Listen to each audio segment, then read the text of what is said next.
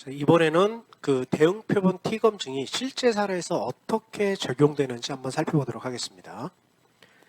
대응 표본의 그 T 검증을 하실 때 첫 번째 연가설이 있겠죠. 사전 사후 결과의 평균은 차이가 없다. 그리고 대항가설은 아니다. 차이가 있다가 되겠죠. 그래서 이 부분인 차이가 없다가 아니라 차이가 있다라고 되겠죠. 이 부분이 차이가 바로 이 부분이 차이가 없다가 되는 게 아니라 차이가 있다라고 돼야 됩니다. 지금 이거 좀 약간 오류가 있었는데 있다가 돼야 되고 바로 이 부분이 맞습니다. 사전의 평균과 사후의 평균은 차이가 있다. 같지 않다. 이렇게 되는 거고요. 그래서 보면 사전 점수가 있고요. 사후 점수가 있습니다. 자, 근데 이 대응 표본 T 검증을 할 때 학생들이 가장 많이 실수하는 게 뭐냐면은 요새 학생들의 그 아이디 정보가 하도 민감하다 보니까 첫 번째는 그냥 점수를 설문지를 돌려서 구해요.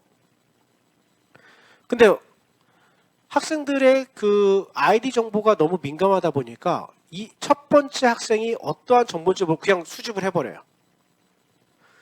두 번째도 그렇게 해버리면은 안 돼요. 이 대응 표본 T 검증의 특징은 같은 학생을 똑같이 사전과 사후에 재는 거예요. 같은 학생을.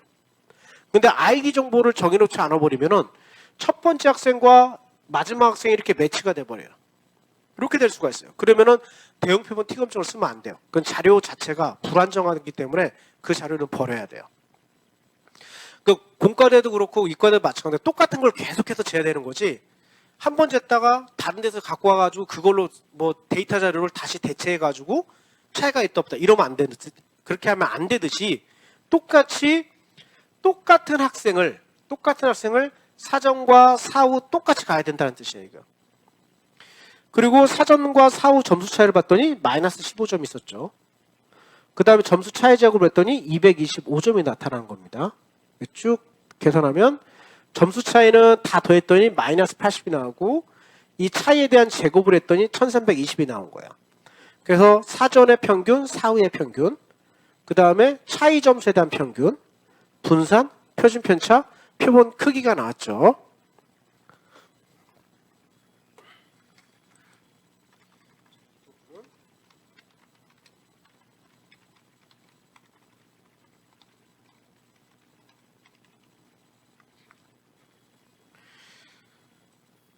자, 그리고 여기서 여러분들이 또 하나 궁금하실 분도 계실 수 있을 거예요. 그러면 사례수가 다를 경우도 있을 수 있지 않겠느냐? 그런 경우는 발생하지 않습니다. 대응 표본 T 검증에서는. 왜 그러냐면 대응 표본 T 검증은요, 집단을 비교하는 게 아니라 같은 집단 내에 사람을 사전에 사후 비교하는 거기 때문에 사전에 참석을 하고 사후에 참석을 안 했을 경우는 여기 점수가 비겠죠. 그러면은 그거는 미싱이에요. 그래서 그 점수는 그 사람은 쭉 해서 데이터가 삭제가 되겠죠. 이게 매칭이 안 되니까. 그래서 이 대응 표본 T 검증도요. 똑같습니다.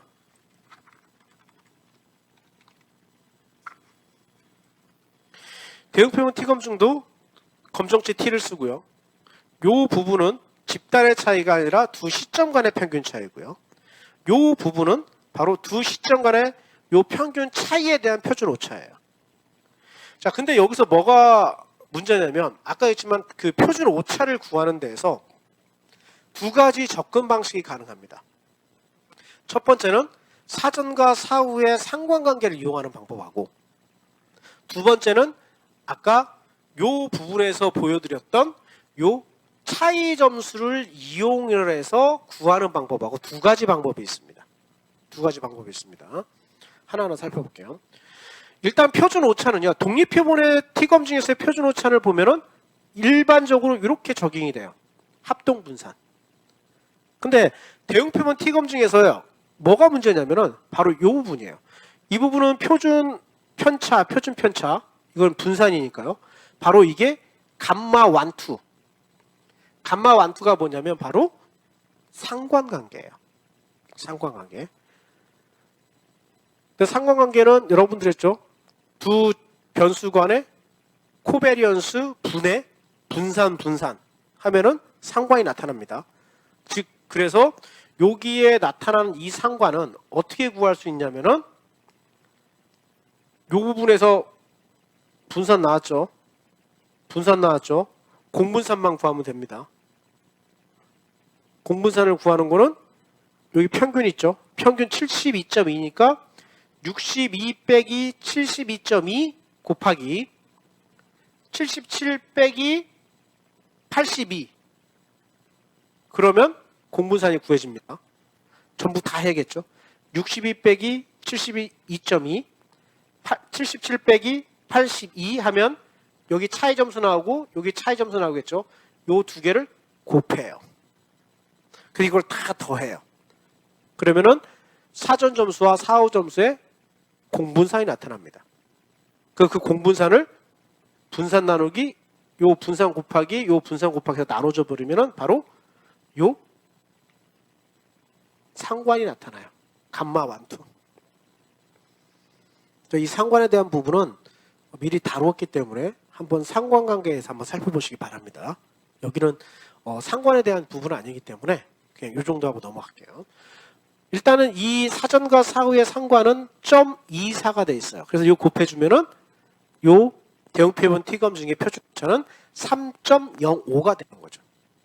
3.05죠. 자, 그래서 요 3.05를 사전 점수와 사후 점수의 평균 차이 9.80을 나눴더니 3.20이 나온 거야. 자, 근데 제가 여기 지금 절대값을 취했는데요. 절대값. 대응표 이 T 분포는요. 가운데를 중점으로 해서 좌우 대칭이기 때문에 마이너스 값이든 플러스 값이든 간에 기각값, 인계값을 넘어가 버리면 여러분들의 이 통계치, 이 통계치가 흔히 말하는 기각값을 넘어가 버리면 통계적으로 연가설이 기각이 되는 거예요. 그래서 여러분들이 여기다 저는 이 절대값을 취했지만 여러분들은 절대값을 안 취하셔도 괜찮습니다. 절대값을 취하는 것 대신에 그냥 첫 번째 집단과 두 번째 집단의 평균을 빼셔도 상관이 없습니다. 왜냐면 이 값은 오른쪽으로도 올 수도 있고 왼쪽으로도 올 수도 있기 때문에 상관이 없습니다. 이 절대값을 취해도 되고 안 취해도 됩니다. 저는 T값은 좌우 대칭이기 때문에 똑같은 값이기 때문에 저는 절대값을 취한 겁니다. 자, 두 번째 방법은 그 차이 점수를 이용하는 거예요. 차이 점수. 차이 점수의 평균은 아까 이 절대값을 취하면 8입니다. 그래서 요걸 이용을 하면 밑에 분모값에 오는 값이 2.74가 되고요. 2.74에 8로 나누면 2.91이 나와요.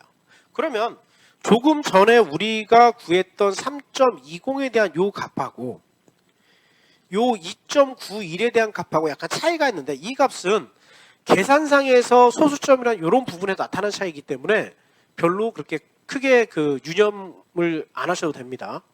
만약에 컴퓨터라든지 이런 걸 계산하면 거의 근사치로 나타날 거예요. 거의 근사치로 나타날 수도 있습니다. 자, 이런 식으로 했을 때, 자, 그러면 여기서 대응표본 T검증은 자유도가 몇이냐?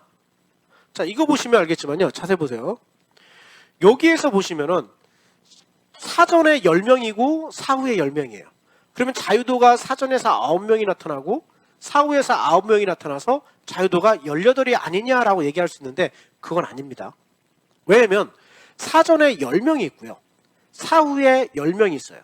그리고 우리가 궁극적으로 궁금한 건 요 차이 점수예요. 요 차이 점수. 요 차이 점수가 바로 통계적으로 유의미한지 안 한지를 살펴보는 게 바로 대응표본 T검정입니다. 그러면 이 10명을 대상으로 해서 봤을 때 자유도는 몇이냐? 9이 되겠죠. 자유도는 9이 돼요. 그러면 자유도가 9일 때 유의수준 0.025일 때 쭉 보면은 기각값은 2.262가 되는 거예요. 2.262. 양측 검증 0.05 수준에서. 근데 여러분들의 기각값은 통계치는 차이 점수에서 2.91, 상관관을 이용했을 땐 3.20이 나왔어요. 이럴 경우에 T 분포 검정값을 봤더니 2.26보다는 훨씬 커요. 이거보다 훨씬 크죠. 2.26보다 크죠. 그러면 여러분들은 사전 점수와 사후 점수의 평균 차이가 있다라는 연가설을 기각을 할 수 있는 거예요. 즉 사전 점수의 평균과 사후 점수의 평균은 통계적으로 유의미한 차이가 있다라고 볼 수 있습니다.